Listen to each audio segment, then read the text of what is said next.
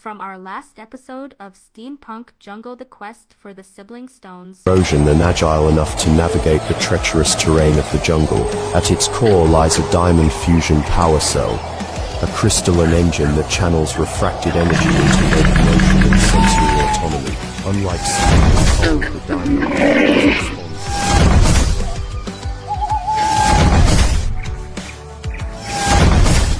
And as I went through his old written daily journals, he spoke about growing up in South Africa and how the African rhinos were hunted for their horns, and my father wanted to create a breed of mechanical rhinos to roam here in Steampunk Jungle. He says the idea of mechanical alligators came from his trip to New Orleans, and seeing how they were hunted for their meat and skins in the swamplands of Louisiana inspired him to create a breed of mechanical alligators that doesn't have to fear being hunted down. That is until others like Arthur Castellanos discovered his inventions in their search for oil in the jungle.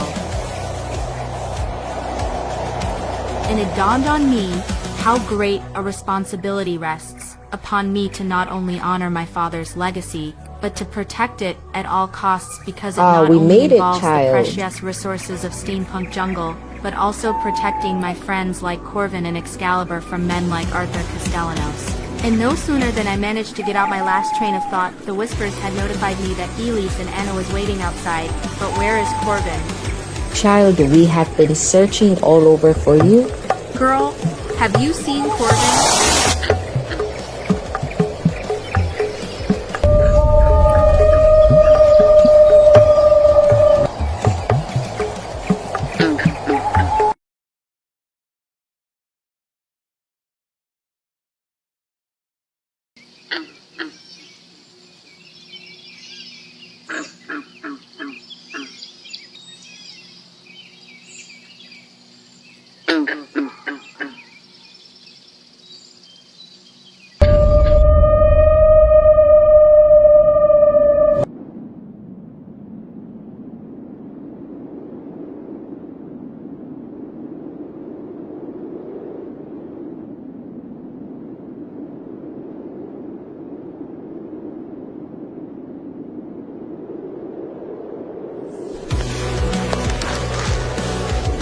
Here lies the Forbydden Zone, a place one of my father's colleagues created when they had a dispute among one another.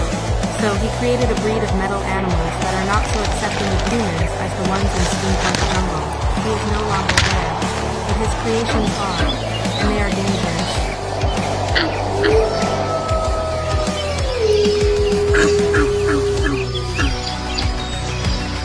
While reviewing my father's old written journals, I also discovered those of my biological mother.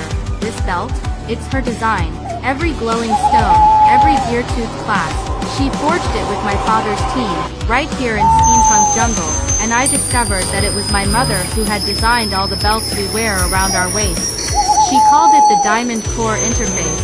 She said it was more than a tool, it was a promise. My mother didn't just build things. She built bridges between worlds, between metal and mankind. She embedded the belts with diamond energy, pure, stable, eternal. Mine glows white. It lets me see what others can't.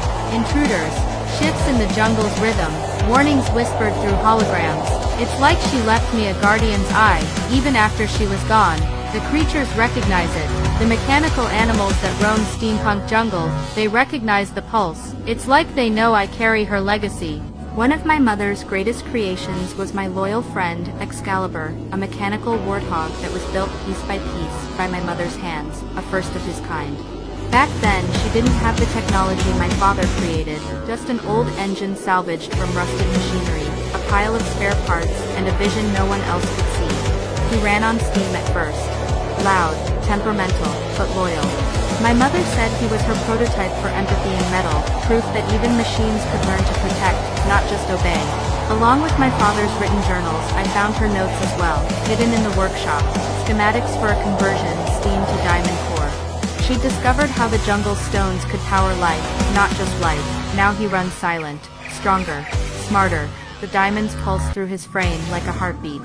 And when he looks at me with his eyes, I swear he reminds me of her, even though I was too young to remember such things. However, somehow, he wandered off somewhere. Well, even though Excalibur and I had a rocky start, I knew that he was only trying to be protective of our friend. And now that he is missing too, we must go looking for him. And I think I know where he is headed. He is headed to a place I once was some time ago. He's headed to the Forbydden Zone. Corvin, where are you, old friend? Everyone is worried about you.